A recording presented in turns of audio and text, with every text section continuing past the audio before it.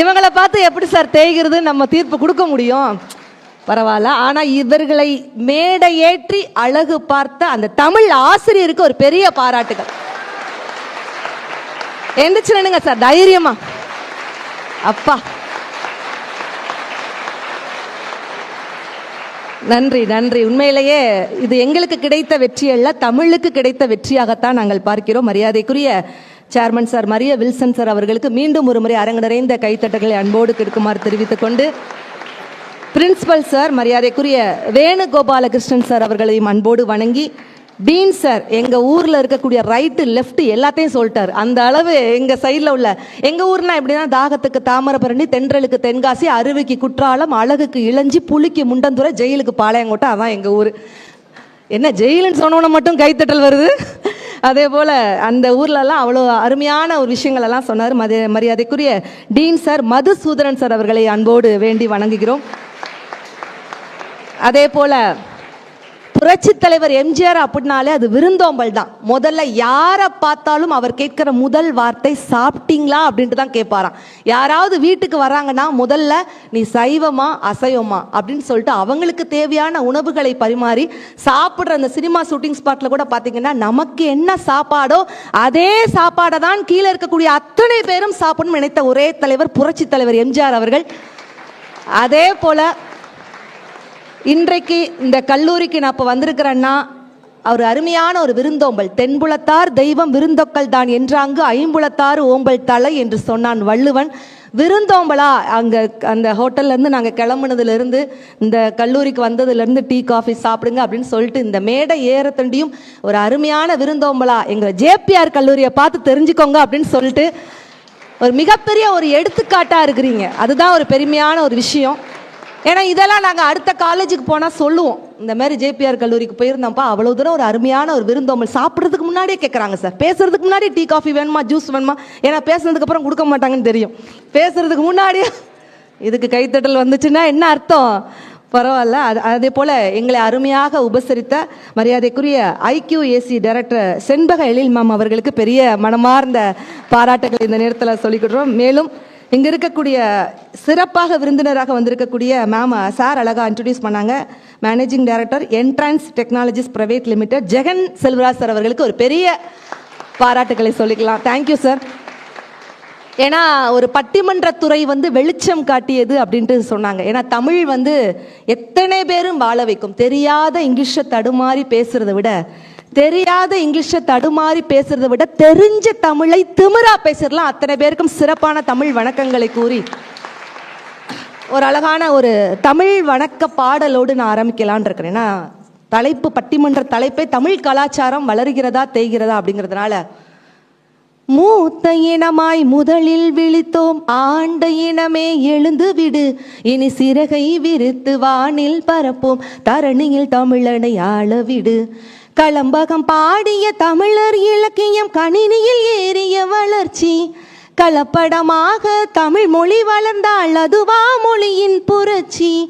அலைபேசியில் அன்னை தமிழும் அழகாய் தெரிவது வளர்ச்சி, கைபேசி உரையாடலும் கூட தமிங்கிலமாவது இகழ்ச்சி. கல்வி மொழியில் தமிழில்லை, ஆட்சி மொழியில் தமிழில்லை, அலுவல் மொழியில் தமிழில்லை, பல அயலார் மொழியே நம் தொல்லை. நீதி மொழியில் தமிழில்லை, வீதி மொழியில் தமிழில்லை, கோவில் மொழியில் தமிழில்லை, பலர் வாயில் தமிழே நுழைவதில்லை. தமிழே தமிழே வணக்கம், தாய் தமிழே தமிழே வணக்கம், தமிழே தமிழே வணக்கம், தாய் தமிழே தமிழே வணக்கம். எதற்காக தமிழே தெரியாத பலர் வாயில் நுழைய முடியாது, தமிழ் பேசினாலே ஒரு அசிங்கமான நிலைமையில் இருக்கக்கூடிய இந்த காலகட்டத்தில் நம்ம ஜேபிஆர் கல்லூரியில் ஒரு அருமையான தமிழ் பட்டிமன்றம் வைக்கணும் நினைத்த அந்த மனதுக்கே ஒரு பெரிய பாராட்டுகளையும் இந்த நேரத்தில் நம்ம சொல்லிக்கலாம். ஏன்னா இன்னைக்கெல்லாம் அதெல்லாம் யோசிக்க மாட்டேங்கிறாங்க. ஒரு பட்டிமன்றமா அப்படின்ட்டு அவ்வளோ ஈஸியாக போயிட்டாங்க. இன்னைக்கு சார் அழகாக சொன்னாங்கல்ல, அந்த ஸ்டேஜ் ஃபியர் அதெல்லாம் ஓவர் கம் பண்ணணும். மேடைக்கு ஏறி வாங்க, தைரியமாக துணிச்சலாக. அப்படி மேடைக்கு ஏறி வந்தாலே இந்த இடத்துல வந்து இவங்க பேசணும் அப்படின்ட்டு அவசியம் இல்லை, பேசி ஜெயிச்சு கைத்தட்டல் வாங்கணும்னு அவசியம் இல்லை. மேடைக்கு ஏறி வந்ததற்காகவே முதல்ல நீங்கள் கைத்தட்டல் கொடுத்துடலாம், அவ்வளோதான். அதே போல் அருமையான ஆசிரியர்கள் இன்னைக்கு கிடச்சிருக்கிறாங்க, அப்படி அழகாக நின்றுக்கிட்டே இருக்கிறாங்க. ஆனால் காலேஜில் ஸ்டூடெண்ட்ஸ் தான் அழகாக இருப்பாங்கன்னு பார்த்தேன். டீச்சர்ஸ் கூட இவ்வளோ அழகாக இருக்கக்கூடிய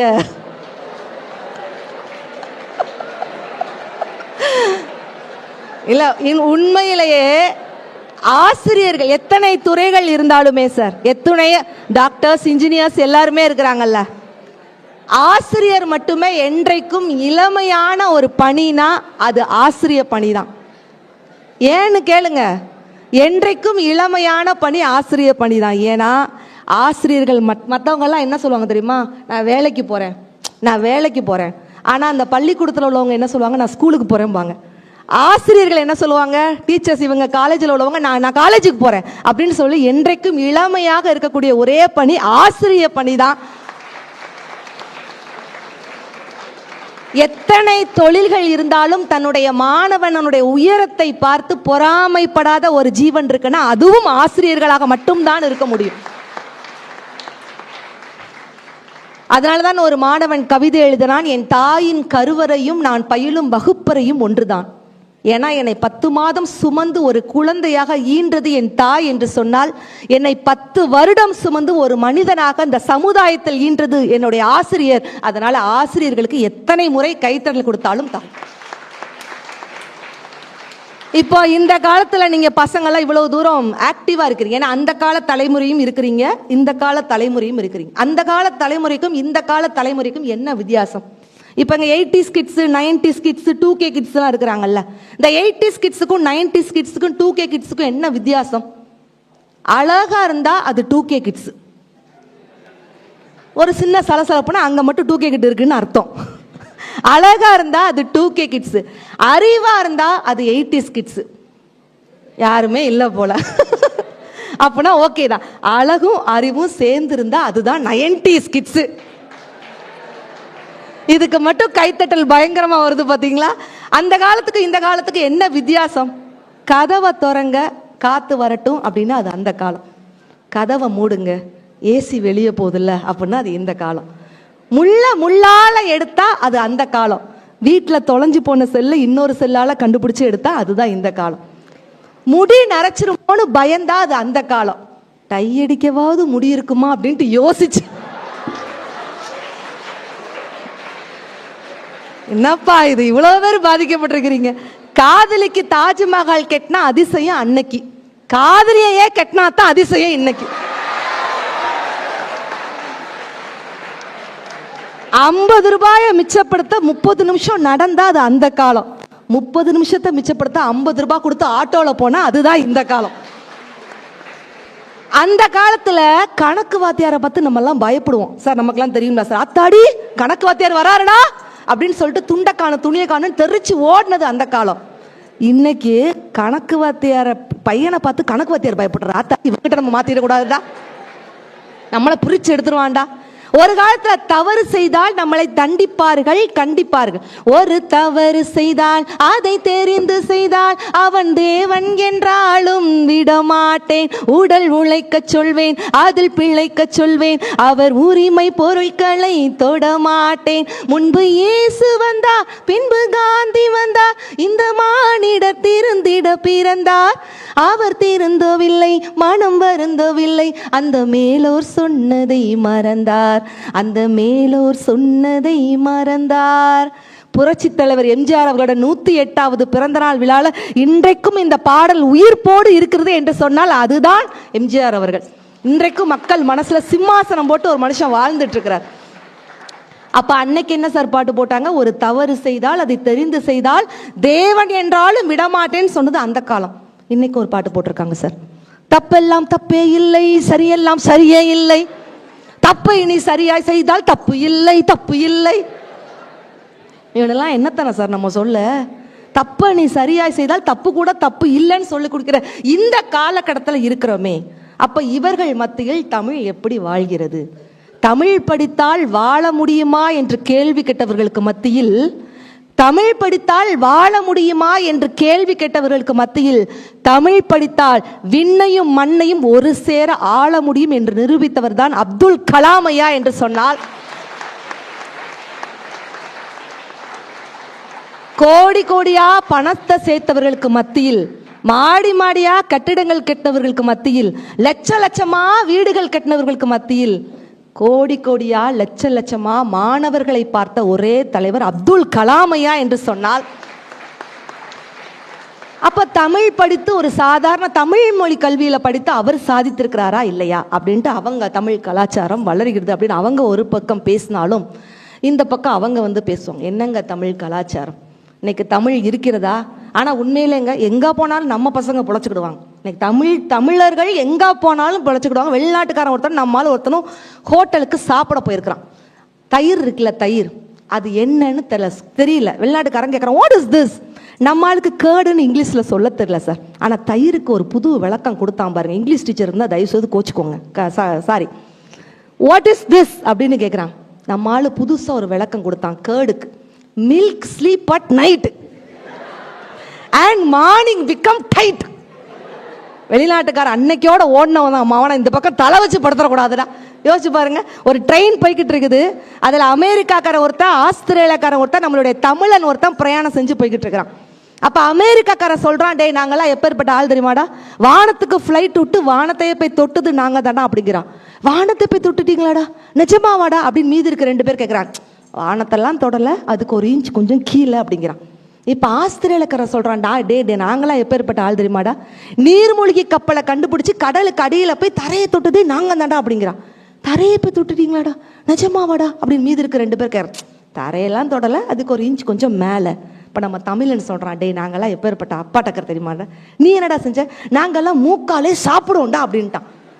மீதி இருக்க 2 பேரும் அரண்டுட்டாங்க. மூக்கால எப்படிடா சாப்பிடுவீங்க? இப்போ தமிழன் அசால்ட்டா அப்படி காலரை தூக்கிடுன்னு சொன்னா, மூக்காலெல்லாம் சாப்பிட மாட்டோம், அதுக்கு ஒரு இன்ச்சு கொஞ்சம் கீழே.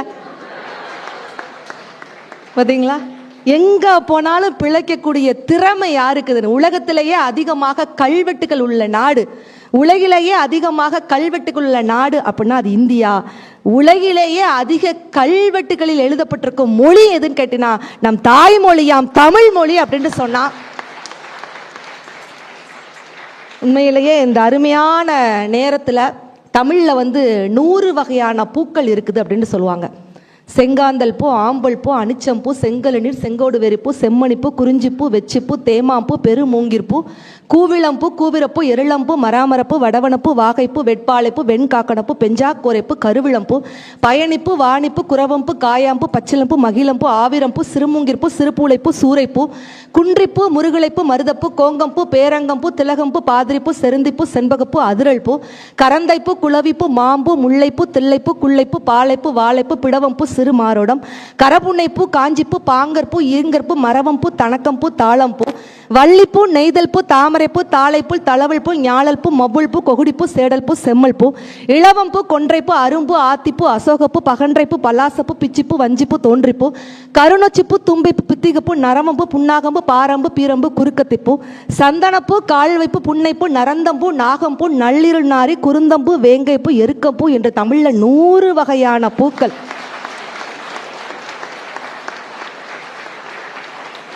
அந்த 100 வகையான பூக்களோடு சேர்த்து ஜேபிஆர் கல்லூரி மாணவர்களிடையே சிரிப்பு என்ற பூக்களும் சிரித்து குலுங்கட்டும் என்ற அன்போடு வேண்டி வணங்கி, தமிழ் கலாச்சாரம் வளர்கிறதா தேய்கிறதா? ஒரு பெரிய வீட்டுக்கு வெளியில் கூர்கா என்ன பேசுவோம் நமக்கு தெரியும், ஹிந்தி. ஒருத்தன் கேட்குறாப்புல, அந்த வீட்டு அந்த ஓனர் சொல்கிறாப்புல அந்த கூர்கா கிட்ட, நான் உலகத்தையே சுற்றி வந்துட்டேன், ஆனால் என் வீட்டு வாசலில் இருக்க கூர்கா கிட்ட என்னால் பேச முடியல, ஏன்னா ஹிந்தி தெரியாததுனால. எப்படி? நான் உலகத்தை சுற்றி வந்துட்டேன், ஆனால் என் வீட்டு வாசலில் இருக்க கூர்கா கிட்ட என்னால் பேச முடியல, ஏன்னா ஹிந்தி தெரியாததுனால அப்படின்னா. அவனே அந்த கூர்காக்காரன் என்ன சொன்னான் தெரியுமா? சார், நீங்கள் நெகட்டிவாக நினைக்கிறீங்க, ஏங்க உலகத்தையே சுத்தி வந்துட்டீங்க ஹிந்தி தெரியாதனாலும் நீங்க உலகத்தையே சுத்தி வந்துட்டீங்க. ஹிந்தி தெரிந்தும் உங்க வீட்டு வாசல்ல கூர்காவா நிக்கிறோம் பாத்தீங்களா, இதுதான் தமிழின் ஆளுமை அப்படின்னு சொல்லிட்டு ஒரு ஹிந்திக்காரன் நம்மளை பத்தி சொன்னா அப்படின்னு சொன்னா எதையுமே நெகட்டிவா பார்க்காதீங்க, பாசிட்டிவா பாருங்க, தொலைநோக்கு சிந்தனையோடு பாருங்க அப்படின்னு சொல்லிட்டு 2 பேச்சாளர்களும் அப்படி இன்னைக்கு ஒரு பெரிய பட்டிமன்ற விவாதம், ஒரு தமிழ் சொற்போர் இங்க நடக்க போகுது. சார் சொன்ன மாதிரி நீங்க இவங்க ஒவ்வொருத்தரும் பேசும்போது உங்களுடைய உற்சாகமான கைத்தட்டல் கொடுத்தீங்கன்னா அப்படின்னா அந்த ஒவ்வொரு குழந்தைகளையும் மிகப்பெரிய ஒரு எதிர்காலத்துக்கு மிகப்பெரிய வழிவகுக்குங்கிறத மட்டும் அன்போடு சொல்லிக்கொண்டு, ஏன்னா கவிஞர் வாலி அழகா சொல்லுவார், ஊக்குவிக்கும் ஆள் இருந்தால் ஊக்குவிப்பவன் கூட தேக்கு விப்பானாம். அப்ப நீங்க கொடுக்கக்கூடிய ஒரு சின்ன கைத்தட்டல் இந்த குழந்தைகளை மிகப்பெரிய சிம்மாசனத்தில் போய் அமர்த்தும் என்பதில் எந்தவித மாற்று கருத்தும் இல்லை. உடனடியாக என்னுடைய முன்னுரைக்கு மட்டும் முற்றுப்புள்ளி வைத்துவிட்டு, தமிழ் கலாச்சாரம் வளர்கிறதா தேய்கிறதா? வளர்கிறது என்ற அணியில் மின்னணுவியல் மற்றும் தொடர்பியல் பொறியியல் 1ஆம் ஆண்டு மாணவர் ஸ்ரீராம் அவர்களை உங்களுடைய கைத்தட்டலோடு அன்போடு அழைக்கிறோம்.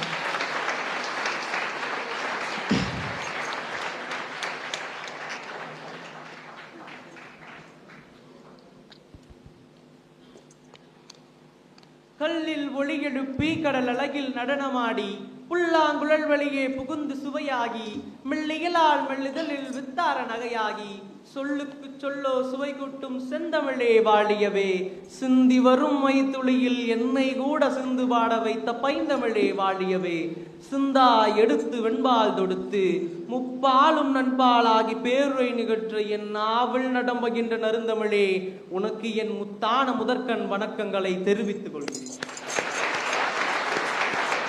காட்டில் கர்ஜிக்கின்ற ஆண் சிங்கத்தை வழிநடத்த எப்படி ஒரு பெண் சிங்கம் தேவையோ அதே போல எங்கள் அனைவரையும் வழிநடத்தி இந்நிகழ்விற்கு நல்லதொரு தீர்ப்பை வழங்க வந்துள்ள நடுவர் அன்னபாரதி அவர்களுக்கும் அவையில் எங்கள் உரையை செவிசாய்த்து கேட்க காத்து கொண்டிருக்கின்ற அவையில் அமர்ந்திருக்கும் அனைவருக்கும் என் பொன்னான வணக்கங்களை தெரிவித்துக் கொண்டு தலைப்பிற்குள் நுழைகிறேன். நடுவர் அவர்களே, தலைப்பு என்னன்னு பார்த்தா தமிழ் கலாச்சாரம் வளர்கிறதா தேய்கிறதா? அவ்வளவுதான்ப்பா. எதிர்கணியில இருக்கிறவங்க எந்த தைரியத்துல தமிழ் கலாச்சாரம் தேய்கிறதுன்னு பேச வந்தாங்கன்னு சத்தியமா தெரியல நடுவர்களே. ஏன் சொல்றேன்னா, இப்ப பேச போற இவங்க எல்லாரும் புரியாத சீன மொழியிலையும் ஜப்பான் மொழியிலையும் கோனிச்சிவானா பேச போறாங்க. அத கேளுங்க. தொன்மை தொட்டு தாய் வழியில் வந்த தாய்மொழி தமிழில் பேசுகிறார்கள் என்று சொன்னால் இதிலே வெளிப்படுகிறது எங்களுடைய கலாச்சாரத்தின் வளர்ச்சி. நடுவர் அவர்களே, தீர்ப்பை எழுதிரட்டுமாப்பா பேசாம இப்பமே, தீர்ப்பை எழுதிரட்டுமா இப்பமே?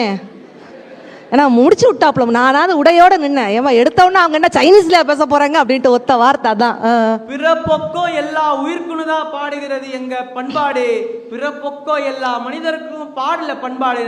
நடுவர்களே, இதற்கான அர்த்தம் என்னன்னா, இவ்வுலகில் வாழக்கூடிய அனைத்து உயிர்களையும் மனிதன் உட்பட அனைத்து உயிர்களையும் நேசித்து சமம் என்று வாழ்ந்த ஒரே கூட்டம் தமிழர் கூட்டம்.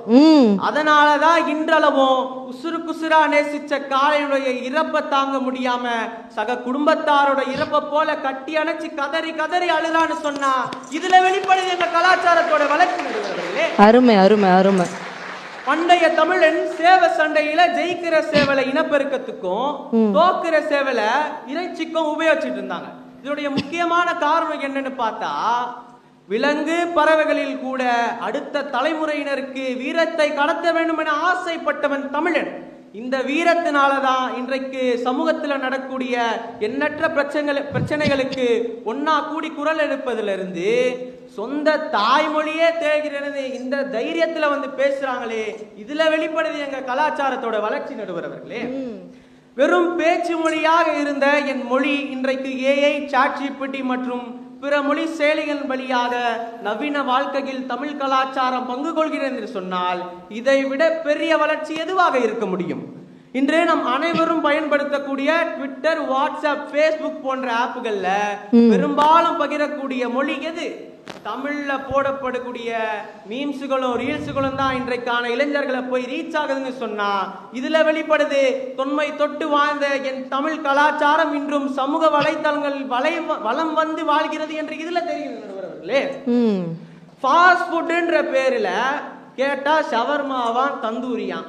சீக்கிரமா சமைச்சு சீக்கிரமா உணவை சாப்பிட்டு சீக்கிரமா நோயும் வர வச்சுக்கிட்டு அது சரியில்லை இது சரியில்லைன்னு கடைசியா இவங்க எல்லாம் வந்து நிக்கிற இடம் ஆரோக்கியமான பாரம்பரிய உணவு. இப்படி தேயும் மனிதர்கள் கடைசியில் ஆரோக்கியமான பாரம்பரிய உணவை தேடி வருகிறார்கள் என்றால் காலம் கடந்து இன்றைக்கும் அது நின்றால் தான் இவர்கள் தேட முடிகிறது. இது வளர்ச்சி இல்லையா நடுவர்களே? தம்பி என்ன சொல்றாப்லனா, பீஸா என்பார் பர்கர் என்பார், பீஸா என்பார் பர்கர் என்பார், காய்ச்சல் வந்தால் கஞ்சி குடிப்பார், அவ்வளவுதான். அதை ஷார்ட்டா சொல்றாப்ல. இன்றைக்கும் உலக பொதுமறைன்னு சொல்லப்படுற திருக்குறளை 100க்கும் மேற்பட்ட நாடுகள்ல 57 மொழியில மொழிபெயர்க்கப்பட்டு எண்ணற்ற அறிஞர்கள் இது வாழ்வியல் நெறின்னு சொல்றாங்கன்னா இதுல தெரிகிறது எங்களுடைய வளர்ச்சி. மற்றும் இன்றைக்கும் தை திருநாள்னு ஒரு பண்டிகை வந்தா போதும் இங்க இருக்க தமிழர்களும் சரி உலக அளவுல இருக்க தமிழர்களும் சரி ஒன்னா நின்னு பொங்க வச்சு நினைவுகளா புகைப்படங்களை எடுத்து இங்க குடும்பத்தோட மகிழ்ச்சி பாராட்டுறதுல இருந்து இன்றைக்கும் முக்கியமாக தாய்மாமன் சீருன்றது ஒரு பண்பாடு நடைமுறையில தானே இருக்கு. இது அவங்களால மறுக்க முடியுமா? முக்கியமாக தமிழின் சீரு கொண்டு வந்தா தான் அவன் தாய்மாமன், இல்லாட்டி அவன் நாய்மாமன். முக்கியமாக இன்றும் தமிழின் தொன்மையும் பழமையும் மாறாமல் திரைப்படங்கள் வழியாகவும் பாடல்கள் வழியாகவும் இலக்கியங்கள் வழியாகவும் தமிழின் ஒவ்வொரு நாடி நரம்பில் தமிழ் ஓடுகிறது என்று சொன்னால் இது என்றைக்கும் மிகையாகாது நடுவர்களே. இன்றைக்கும் தமிழின் வீர விளையாட்டில் ஒன்றான சிலம்பக்கலை மாநில அளவில் அரசால் அங்கீகரிக்கப்பட்டு போட்டிகள் நடைபெறும் அளவிற்கு வளர்ந்துள்ளது சென்றால் இது வளர்ச்சி இல்லையா? இன்றும் ராமநாதபுரத்துல 60க்கும் மேற்பட்ட வீரங்கனைகள் மல்லர் கம்பம் என்று சொல்லப்படக்கூடிய வீர விளையாட்டை உலகுக்கு எடுத்து போய் பறைசாட்டுகிறார்கள் என்று சொன்னால் இதுல வளர்ச்சி தெரியலையா? மற்றும் இன்றைக்கும் இங்கிருந்து புலம்பெயர்ந்த தமிழர்கள் உலகளவுல சென்று எண்ணற்ற மன்றங்களை அமைச்சு தமிழை எப்போயும் வளர்த்து கொண்டுதான் இருக்கிறாங்க. இதுக்கு எடுத்துக்காட்டு சொல்லணும்னா கனடால இருக்கிற டொராண்டோன்ற ஒரு மாநகரத்துல பெரும்பாலும் வாழக்கூடியவங்க தமிழங்க தான். அங்க அவங்க அமைச்ச தமிழ் கல்ச்சுரல் சொசைட்டி அப்புறமா ஃபெடரேஷன் ஆஃப் தமிழ் கனடியன்ஸ் போன்ற மன்றங்களை அமைச்சு வருங்கால சந்ததியினருக்கு தமிழ்ல பறைசாட்டுறாங்க சொன்னா இதுல தெரியுது நடுவர்களே எங்களோட வளர்ச்சி. இப்படி பேசுறாங்களே தேய்கிறதுன்னு இவங்களுக்கு ஒரே ஒரு எடுத்துக்காட்டு சொல்ல விரும்புறேன். இன்றைக்கும் எங்கள் கல்லூரியில் அருகாமையில் இருக்கக்கூடிய புனித அந்தோனியா பள்ளியில் தினம் தினம் படிக்கின்ற குழந்தைகளுக்கு எங்கள் பாரம்பரிய உணவான பயிர் வகைகளை கொடுத்து ஊட்டுகிறார்கள் என்று சொன்னால் இதுல காலம்தான் எங்க கலாச்சாரம் குழந்தைகள் வழியா சென்று வளம் வருதே. இது வளர்ச்சி இல்லையா நடுவர்களே? எனக்கு என்னமோ இவன் தான் நிறைய கம்பு கேப்பக்குள்ளாம் சாப்பிட்டு வந்து பேசுறாப்புலன்னு நினைக்கிறேன். நான் எனர்ஜி எளிமையானது எப்போதும் அழகானது, ஆனால் அதன் அடிப்படை மிகவும் வலிமையானது. அதே போன்று தமிழ் கலாச்சாரம் தாழ்வதில்லை, தோழமையும் தொன்மையும் மாறுவதில்லை. இசை முழங்கும் மண்ணெங்கும் இயற்கை வாழும் கண்ணெங்கும் கோலம் போடும் கலை திகழும் கவிதை சொல்லி மொழிமிழக்கும். அன்று முதல் இன்று வரை தமிழ் கலாச்சாரம் வாழ்ந்து கொண்டுதான் இருக்கிறது, வளர்ந்து கொண்டுதான் இருக்கிறது. அதனால்தான் அதன் புகழ் உலகமெங்கும் திகழ்கிறது. இன்றைக்கும் தமிழ் கலாச்சாரம் வளர்கிறது, வளர்ந்து கொண்டுதான் இருக்கிறது என்று சொல்லி நல்லதொரு தீர்ப்பை எண்ணி வாய்ப்பளித்த அனைவருக்கும் நெஞ்சார்ந்த நன்றிகளை சொல்லிக்கொண்டு விடைபெறுகிறேன். நன்றி, வணக்கம். பட்டிமன்றத்தில் அந்த முதல் பேச்சாளருங்கிறது ரொம்ப முக்கியம். இன்னைக்கு வரைக்கும் சார் அந்த முதல்ல களத்தில் இறங்குறவங்க பயப்படுவாங்க. ஐயோ ஓப்பனிங் நான் பேசவா, இன்னைக்கு வரைக்கும் பயப்படுவாங்க. அந்த கிரிக்கெட்ல எப்படி இந்த ஓப்பனிங் பேட்ஸ்மேன் ரொம்ப முக்கியமோ அதே போல அந்த பட்டிமன்றத்தில் இந்த முதல் பேச்சாளர் ரொம்ப முக்கியம். அந்த பணியை ரொம்ப அருமையாக செய்திருக்கக்கூடிய ராம் அவர்களுக்கு ஒரு பெரிய பாராட்டுகள். கம்பராமாயணத்துல கம்ப ரொம்ப அழகா சொல்வார், இம்மையே எழுமை நோய்க்கும் மருந்தினே ராம் என்னும் செம்மைசேர் நாமம் தன்னை கண்களில் தெரிய கண்டான் அப்படின்ட்டு. அந்த ராம பார்த்தோன்னே எனக்கு ராம அந்த வரிகள் ஞாபகம் வந்துச்சு. ஒரு பெரிய மனமார்ந்த பாராட்டுக்களை சொல்லிட்டு நிறைய சொன்னாப்புல, நம்ம பாரம்பரிய உணவாக இருக்கட்டும், நம்ம பாரம்பரிய விளையாட்டுகளாக இருக்கட்டும் அப்படின்ட்டு நிறைய விஷயங்கள் சொன்னாப்புல. உண்மையிலே இந்த ஊர்ல நீங்க பிள்ளையாரை எப்படி கும்பிடுவீங்க? கைட்டு தான் கும்பிடுவீங்கப்பா. அப்புறம் நான் என்ன மூக்குட்டா கும்பிடுவோம்? கோயில்பட்டியில் மூக்குட்டு கும்பிடுவோமா என்ன? பிள்ளையாரை எப்படி கும்பிடுவீங்க? எப்பா பிள்ளையாரப்பா காப்பாத்துப்பா. எங்கள் கோவில்பட்டியில் ஒரு பையன் சார், மாமா பிள்ளையார் மாமா காப்பாத்து மாமா. எனக்கு தூக்கி வாரி போட்டுருச்சு. சட்டையை பிடிச்சேன். நம்ம ஒரு பட்டிமன்ற பேச்சாளர், நடுவர், சமுதாயத்தை திருத்த வேண்டிய பொறுப்பு எனக்கு இருக்கு. சட்டையை பிடிச்சேன். டேய் ஜஸ்ட் வெயிட், ஏன்டா அப்ப பிள்ளையார மாமான்னு கூப்பிட்டேன்? வெயிட்டுக்கா அப்படின்னா. கொஞ்ச நேரத்தில் ஒரு அழகான பொண்ணு வந்துச்சு, பிள்ளையார பார்த்து கும்பிட்டுச்சு. எப்பா பிள்ளையாரப்பா காப்பாத்துப்பா. இதெல்லாம் தெளிவா தெரியுது சார். அவனுக்குலாம் டெஃபினிஷனே கொடுக்க முடியும். அந்த பையன் இப்ப என்கிட்டப்பா சொல்றான், அக்கா அந்த பிள்ளைக்கு பிள்ளையார் அப்பானா எனக்கு யாரு? மாமா தானே, அதான் பிள்ளையார மாமான்னு கும்பிட்டேன் அப்படிங்கிற என்னத்த சொல்ல. ஆனா கும்பிடுற சாமியை கூட தமிழன் எப்படி கும்பிட்டான் தெரியுமா? பிள்ளையாரை சாணியாக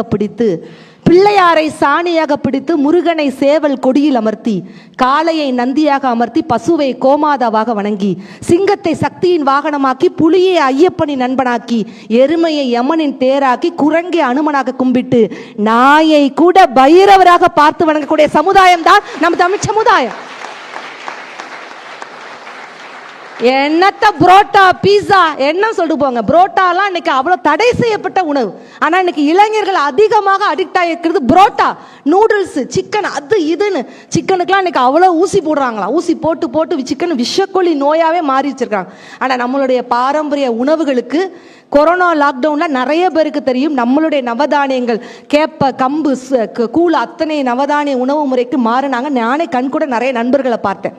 அப்ப யோசிச்சு பாருங்க, சுக்கு சேர்த்துக்கிட்டா சுகமாகும் உடம்பெல்லாம், மஞ்சள் சேர்த்துக்கிட்டா மடிந்து போகும் கிருமி எல்லாம், இஞ்சி சேர்த்துக்கிட்டா இடரில்லா வாழ்வு உண்டே, வாழை சேர்த்துக்கிட்டா வளமான நன்மை உண்டே, கீரை சேர்த்துக்கிட்டா கீழ்வயிறு சுத்தமாகும், அருகு சேர்த்துக்கிட்டா அனுதினமும் நன்மை உண்டேன்னு பார்த்து செய்தவர்கள் தான் நம்ம பாட்டன் முப்பாட்டன். அதை செய்தால் பாரம்பரியம் வளரும் அப்படின்னு சொல்லிட்டு இந்த அணியை தாங்கி பிடித்திருக்கிறாரு. இதற்கெல்லாம் மறுப்பு தெரிவித்து இந்த அணியில் கணினி அறிவியல் வணிக அமைப்பு 3ஆம் ஆண்டு மாணவி சௌமியா அவர்களுக்கு ஒரு பெரிய அட்டகாசமான கைத்தறல் கொடுக்குமாறு அன்போடு கேட்டுக்கொள்கிறேன்.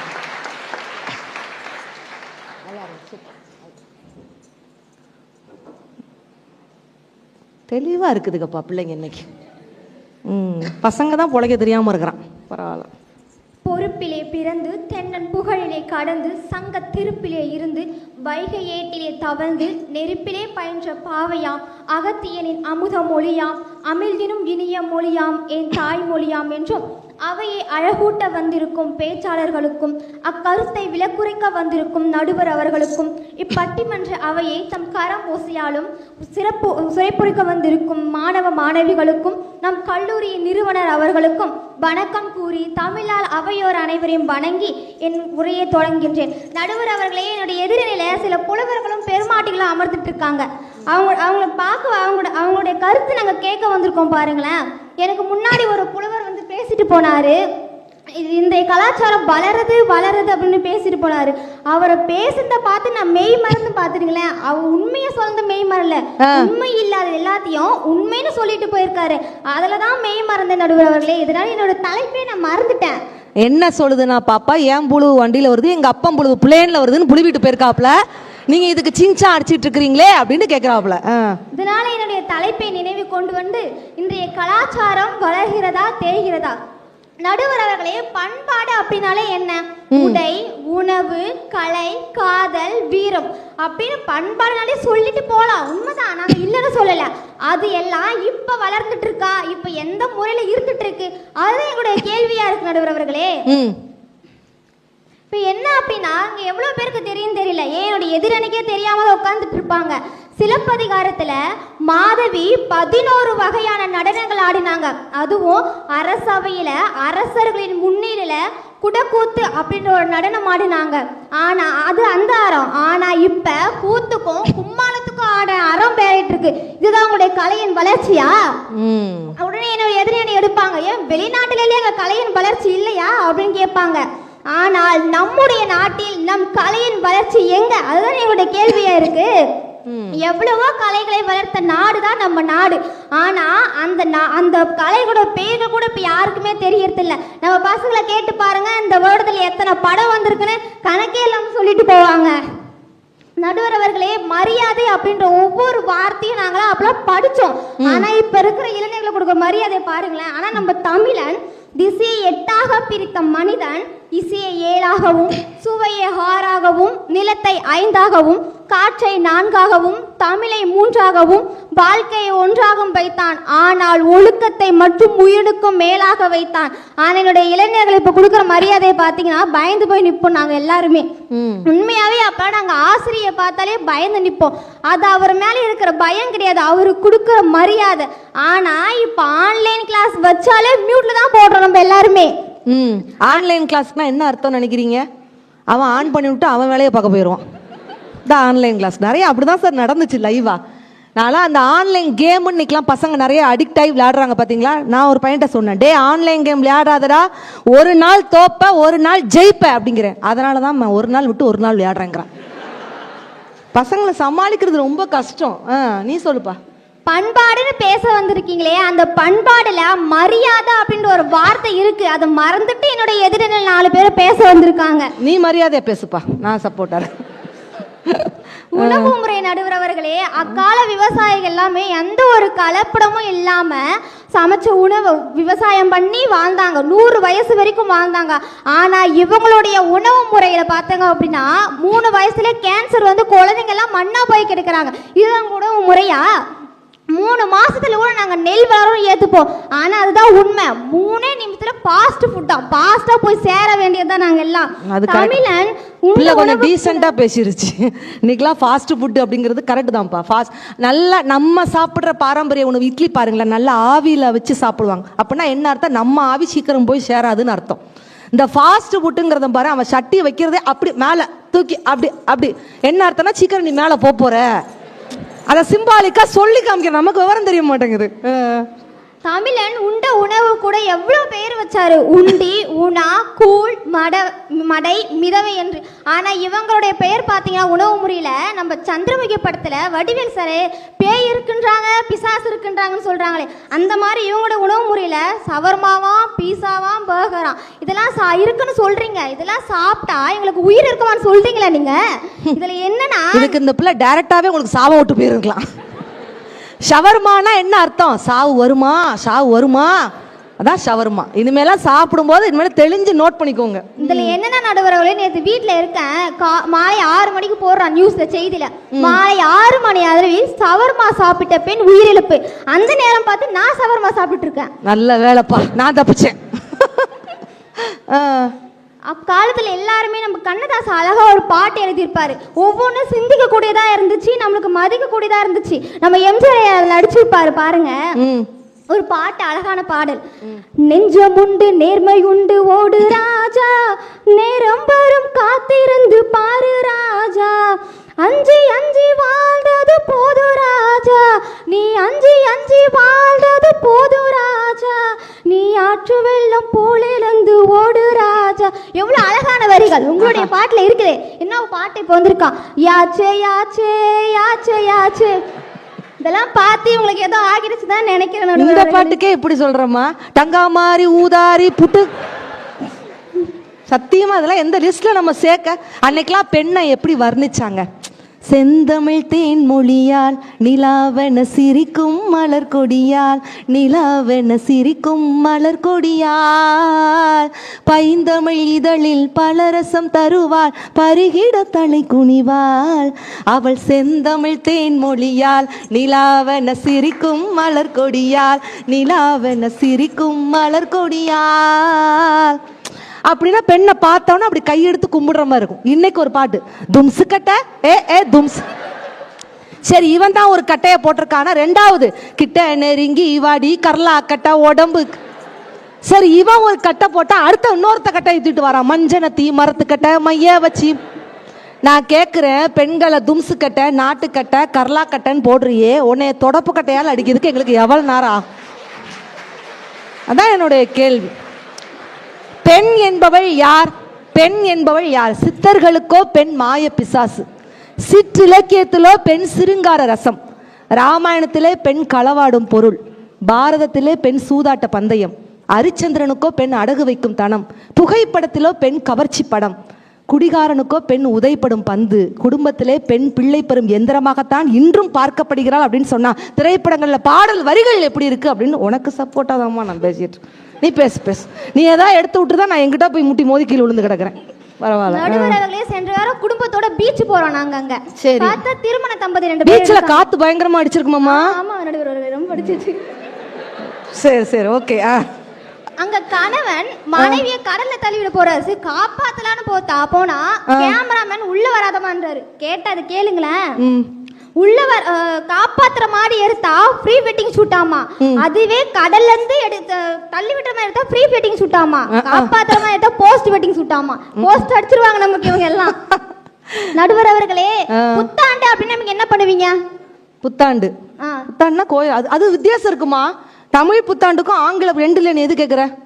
தமிழ் புத்தாண்டே சொல்லுங்க. தமிழ் புத்தாண்டுக்கும் ஆங்கில புத்தாண்டுக்கும் வித்தியாசம் இருக்கு. குளிச்சுட்டு கோவில்ல போய் சாமி கும்பிட்டா தமிழ் புத்தாண்டு, குடிச்சிட்டு கால்வாயில உளுந்து கிடந்தா அது ஆங்கில புத்தாண்டு. அதான் நான் வித்தியாசம் கேட்டேன். கோயிலுக்கு போவோமா? நான் கோயிலுக்கு போனேன். இன்னொரு வித்தியாசம் கேட்டு பாருங்களேன். குளித்து விட்டு நம்ம கோயிலுக்கு போறோம், அது தமிழ் புத்தாண்டு. இவங்க குடித்து விட்டு நீ ஒரு ரைடு என்று சொல்ல போற ஜனவரி 1 சொல்றாங்க இவங்க எல்லாம். அதுதான் இவங்களுடைய கலாச்சாரம். ரைடு. டெக்னாலஜி வருது, கலாச்சாரம் வளருது, பண்பாடு வளருதுன்னு எல்லாம் சொல்றாங்க.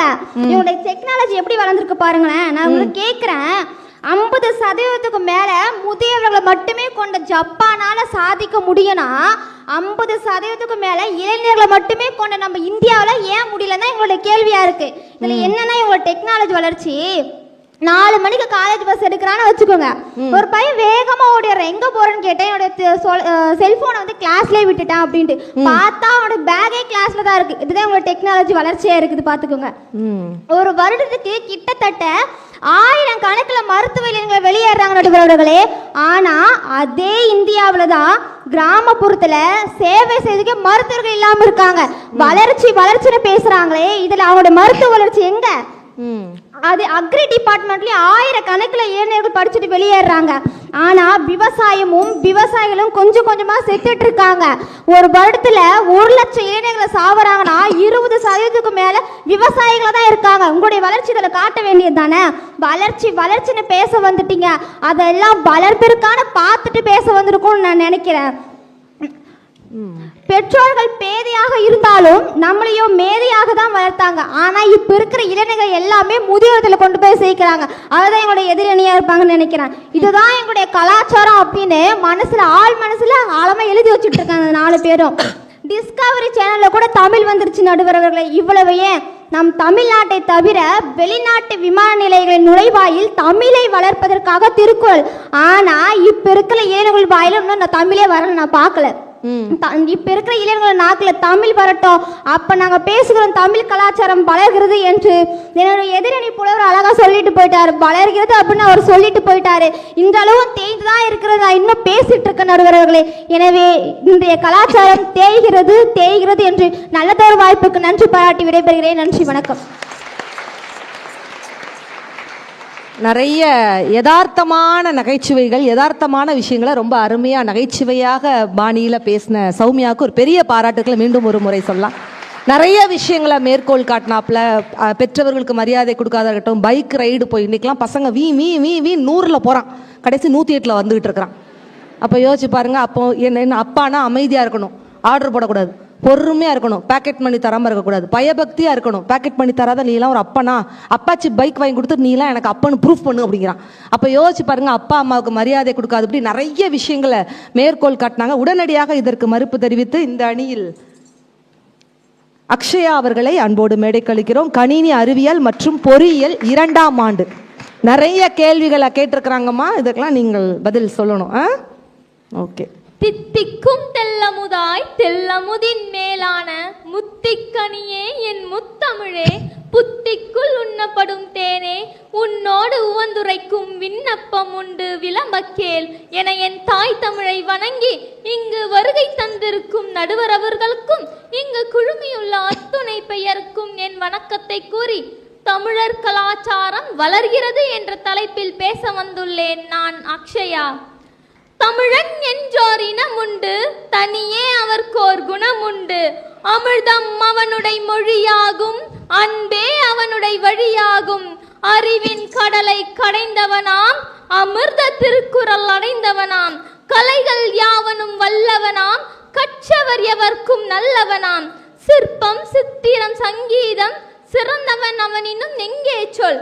மானம் பெரிதென உயிர் விடுவான், மற்றவர்க்காக துயர்படுவான் என்று நாமக்கல் கவிஞர் வே. ராமலிங்கம் அவர்களின் கவிவரிகள் ஒன்றே போதும். தமிழ்த்தாயின் தவ புதல்வர்களாம் நம் தமிழர்கள் நம் கலாச்சாரத்தை நித்தமும் காக்கின்றோம் என்பதற்கு. அம்மா, எதிரணியினர் நிறைவுல குறைய கண்டுபிடிச்சு வருத்தப்படுற கூட்டம்ங்க. நாங்களோ குறைவிலையும் நிறைவுடன் மகிழ்ச்சியை காணுகின்ற வருத்தப்படாத வாலிப சங்கம்ங்க. நீங்க வருத்தப்படாத வாலிபர் சங்கம்னா அவங்க தீயா வேலை செய்யற குமாரா இருக்கிறாங்க. பரவாயில்ல. ஆனா அந்த நிறைகளை அது சொன்னாங்கல்ல, உண்மையிலே மாணவர்களுக்கு இன்னைக்கு அப்படிதான். நிறைகளை சுட்டிக்காட்டினால் நிறைய மதிப்பெண்கள் எடுப்பார்கள், குறைகளை சுட்டிக்காட்டினால் அவர்கள் குறைய மதிப்பெண்கள் தான் எடுப்பார்கள் அப்படிங்கிறது அருமையான ஒரு விஷயம். சூப்பர். நீங்க வேணா பாருங்க, கலாச்சாரம் என்றால் என்னன்னே தெரியாம ஆடை மாறி போச்சு, சாப்பாடு மாறி போச்சு, தலைமுடி மாறி போச்சுன்னு சின்ன துள்ளத்தனமா பேசிட்டு வராங்க எங்க எதிரணியை சேர்ந்தவங்க. நீங்க கொஞ்சம் பெரிய புள்ளத்தனமா பேசுங்க.